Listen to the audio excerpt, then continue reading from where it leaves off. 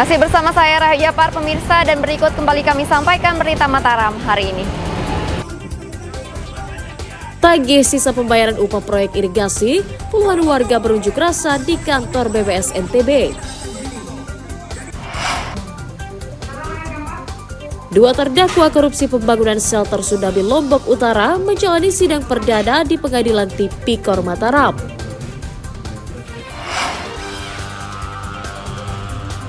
Cegah penularan demam berdarah, Dinas Kesehatan Lombok Timur menggencarkan pengasapan di permukiman hingga asrama TNI.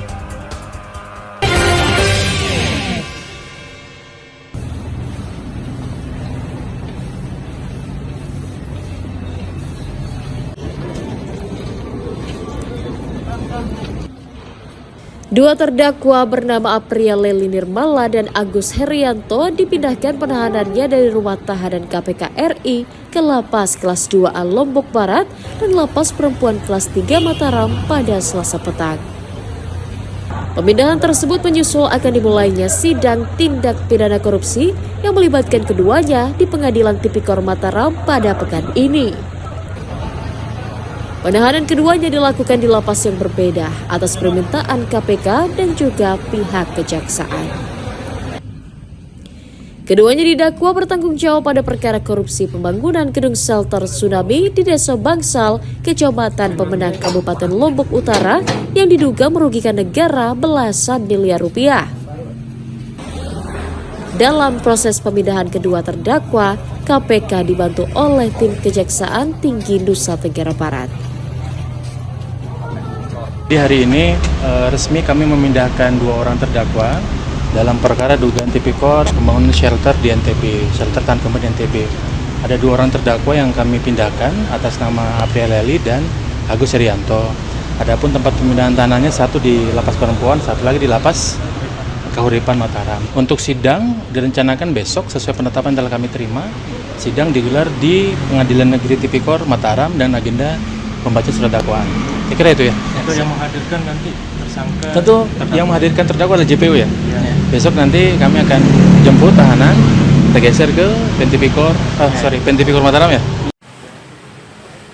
Proyek pembangunan shelter tsunami dikerjakan pada tahun 2014 yang merupakan hasil kerjasama Kementerian PUPR Republik Indonesia dengan Badan Nasional Penanggulangan Bencana.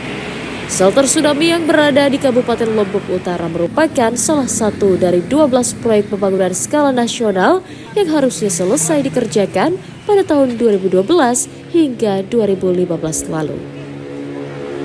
Awaludin dari Kota Mataram melaporkan.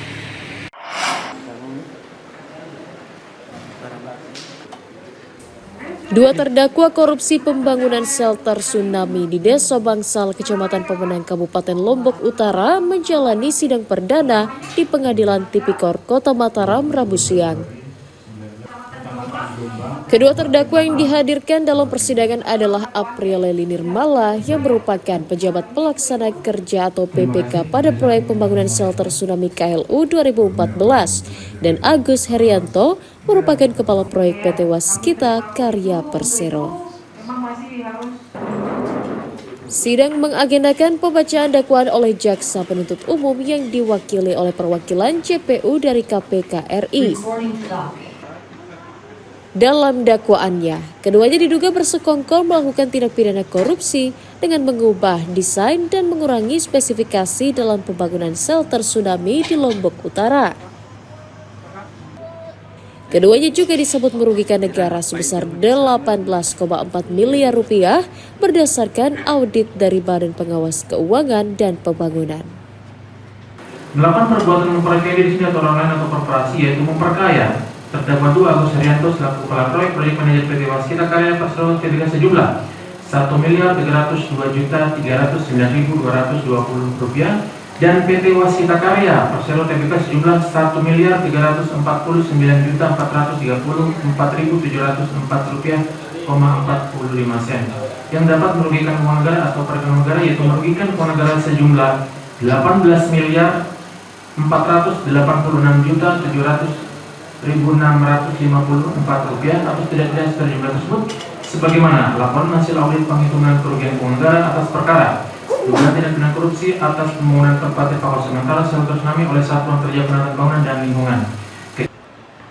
Sementara kuasa hukum terdakwa akan memberikan tanggapan berupa eksepsi pada sidang berikutnya.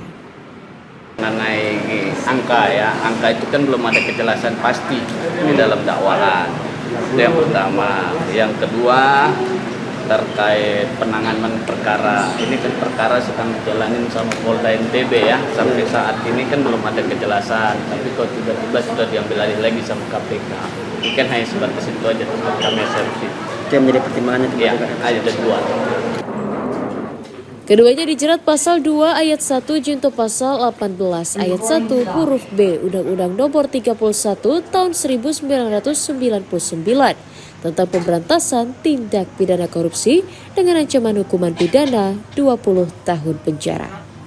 Dari Kota Mataram, Emi Kusuma melaporkan.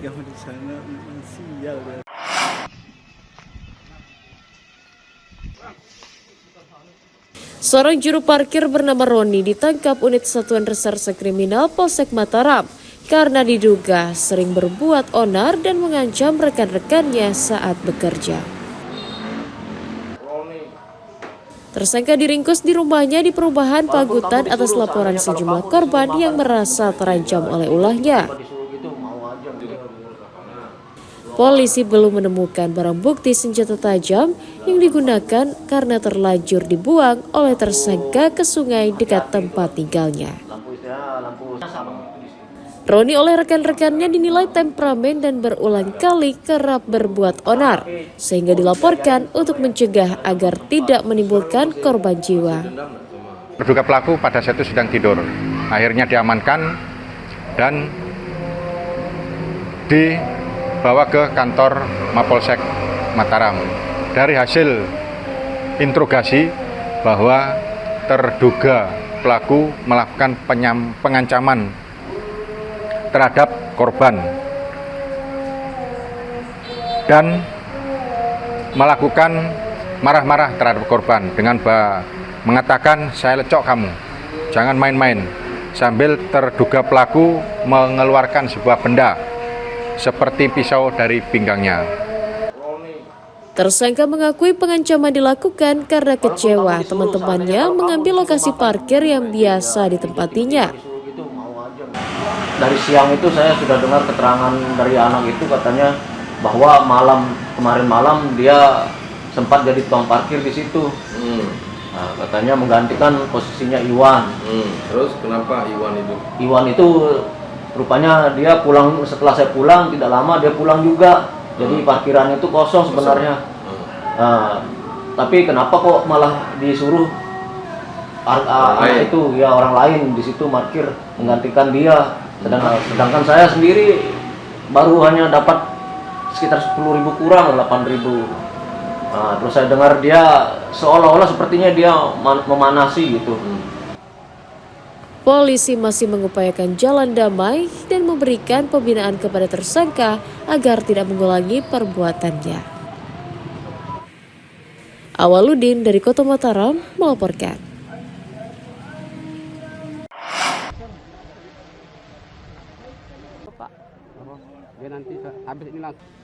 Polres Lombok Tengah bersama pemerintah daerah melakukan penanaman jagung di lahan kosong seluas 7 hektar di Desa Mekar Damai, Kecamatan Praya pada Selasa siang.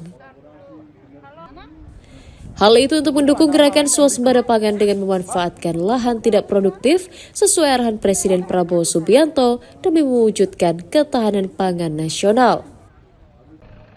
Gerakan menanam jagung rencananya akan dilakukan di lahan seluas 1.044 hektar yang saat ini sudah mencapai 50%.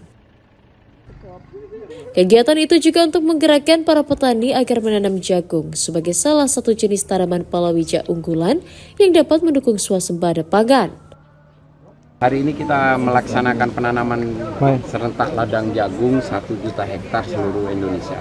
Untuk target Kabupaten Lombok Tengah itu adalah 1.044 hektar yang terpenuhi baru 50%. Kedepannya kita akan dibantu oleh Dinas Pertanian, kita akan memenuhi target tersebut dalam rangka ketahanan pangan nasional. Untuk kolaborasi kita Polri hanya sebagai motor penggerak saja. Pelaksananya di lapangan itu adalah kelompok-kelompok tani setempat, lokal-lokal setempat. Kita melaksanakan pendampingan dan motor untuk masalah pencarian lahannya dan pemenuhan bibit serta sarana prasarana yang lain. Untuk mendukung gerakan tersebut, Pemda siap menyediakan lahan kosong untuk menanam jagung. Saya menyiapkan 7 hektar. Ini lahannya Pemda. Ya, di sini. Ini kebun tanah Pemda. Ini anggaran ini juga. Ini dulu ya menjadi lokasi mulai secara nasional di sini dulu.